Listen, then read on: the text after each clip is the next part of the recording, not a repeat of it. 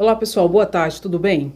Pois bem, ontem eu assisti a coletiva de imprensa ali do presidente Bolsonaro, juntamente com Onyx Lorenzoni, com o ministro Paulo Guedes e todos os assessores e ministros ali, enfim. E eu não aguentei. Eu vou ter que mostrar alguns trechos aqui para você, para a gente fazer uma pequena avaliação. Antes eu quero pedir já para você se inscrever no canal, caso você não seja inscrito, curtir, comentar e deixar sua opinião após assistir até o final. Assista até o final, que é importante, porque eu quero saber a sua opinião, e a minha opinião eu vou deixar aqui. E em muitos outros pontos eu vou deixar você dar a sua opinião, tá? E quero lembrar também do sorteio que vai ter dia 26 de julho aqui, de R$500 para você que é inscrito no canal. Veja as regras, o link aqui embaixo e participe, que talvez você seja o sorteado. E eu vou mostrar alguns trechos e nós então vamos bater um papo sobre essa situação. Veja que é bem interessante. O presidente desde o início foi muito claro, equilibrado, e pedia a todos os gestores municipais ou estaduais que houvesse equilíbrio. Pois bem, Onyx Lorenzoni falou que o presidente da República, desde o início da pandemia, foi claro e equilibrado. Aonde que ele foi equilibrado? Por acaso, porventura, foi quando ele deixou assim, meio que subentendido, que os idosos poderiam morrer, já que eram idosos? O que se passa no mundo tem mostrado que o grupo de risco é o das pessoas acima dos 60 anos. Então, por que fechar escolas? Raros são os casos fatais de pessoas sãs com menos de 40 anos de idade. Ah, não, entendi. Não foi nesse momento. Ele foi equilibrado quando ele disse que o coronavírus era uma gripezinha. Era, assim, um resfriadinho. Foi aí?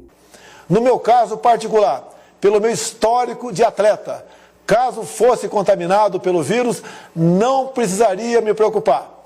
Nada sentiria ou seria, quando muito, acometido de uma gripezinha ou resfriadinho. Ah, não, entendi. Não foi aí. Foi quando ele incentivou que pessoas invadissem hospitais para filmar, para ver a situação ali, um local contaminado. Ah, então foi nesse momento que ele foi um pouquinho equilibrado, imagino. Tem um hospital de campanha perto de você, tem um hospital público, né?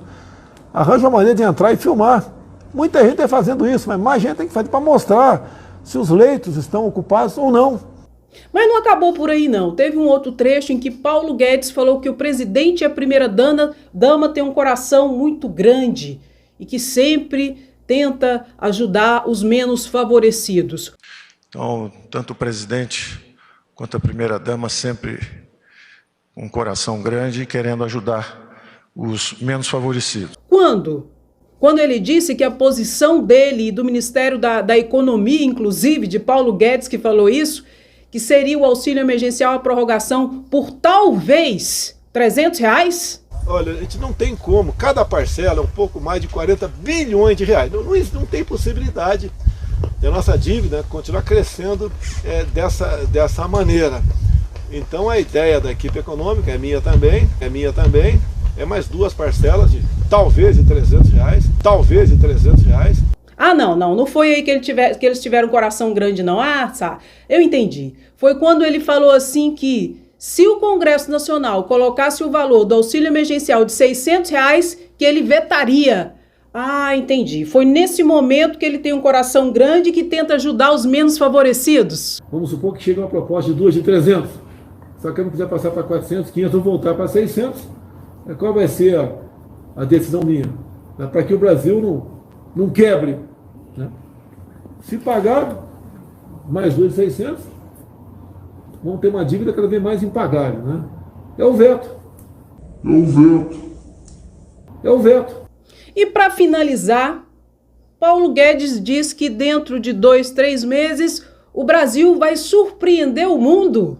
O Brasil vai surpreender o mundo esses 2 ou 3 meses. O Brasil vai surpreender o mundo esses 2 ou 3 meses. Querido, não surpreenda o mundo, não precisa de tudo isso.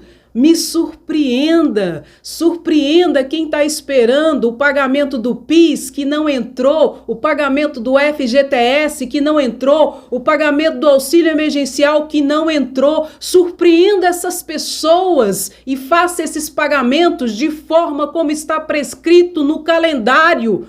O Caixa Tem não funciona, surpreenda! Fazendo com que o Caixa Tem funcione, querido. Surpreenda com o pagamento correto do PIS. Surpreenda com o pagamento correto do FGTS. Surpreenda com o pagamento correto do auxílio emergencial. Milhares de pessoas estão dizendo que o dinheiro não entrou, mesmo tendo o calendário pré-definido. Surpreenda o brasileiro, querido. Não precisa surpreender o mundo, não. O mundo, ó, tá se lixando pro Brasil. Surpreenda o povo brasileiro, aquele que mais precisa, que está numa situação de vulnerabilidade social e que são os principais que sentem os impactos da crise econômica. Surpreenda essas pessoas. Babação de ovo nessa reunião, puxação de saco. Uma conversa fiada atrás de outra, falando que nem política em época de eleição. Vocês não estão em época de eleição mais não, queridos. Vocês têm que dar respostas satisfatórias pro povo. Por que o PIS não entrou? O dinheiro do PIS não entrou? Por que o dinheiro do FGTS até agora não entrou? Por que a parcela do auxílio emergencial não entrou? Mesmo tendo o calendário pré-estabelecido. Precisamos ser surpreendidos positivamente. Porque um dia após o outro é uma nova surpresa, só que negativa. Falam uma coisa e fazem outra. Calendários que não funcionam, pagamentos que não entram.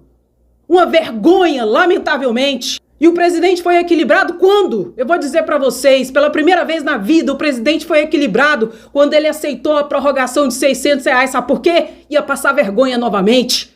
Porque se ele não aceitasse, o Congresso Nacional ia mudar. E se lá na frente ele vetasse, o Congresso Nacional poderia derrubar o veto dele. Então, pela primeira vez na vida, ele foi equilibrado. Só nesse momento. Mas foi equilibrado por pressão. Por pressão. Porque esse governo só funciona à base de pressão. E ele não está muito preocupado com quem está numa situação de vulnerabilidade social, não, queridos. Não está, não. Se tivesse, não era essa ladainha atrás de ladainha.